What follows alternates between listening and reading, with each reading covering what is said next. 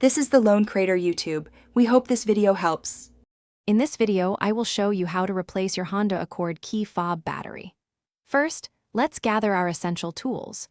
You will need a small flathead screwdriver and a fresh CR2032 battery. Make sure your workspace is clean and well lit. Having the right tools on hand ensures a smooth process and helps prevent any accidental damage to your key fob during the replacement. Now, let's open the key fob. Look for a small slot, usually located on the side of the casing. Carefully insert the tip of your small flathead screwdriver into this slot. With a gentle twisting motion, slowly pry apart the two halves of the key fob.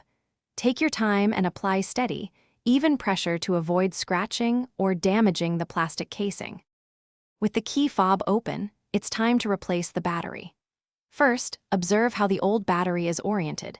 Typically, the positive side faces up.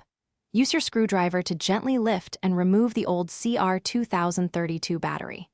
Now, take your new CR2032 battery and insert it with the positive side, usually marked with a plus sign, facing upwards into the compartment. Finally, let's reassemble and test your key fob. Carefully align the two halves of the casing and press them firmly together until they snap securely into place. You should hear a distinct click, confirming the fob is closed. Once reassembled, test all the functions of your key fob, such as locking, unlocking, and the trunk release, to ensure everything is working perfectly. Thanks for watching.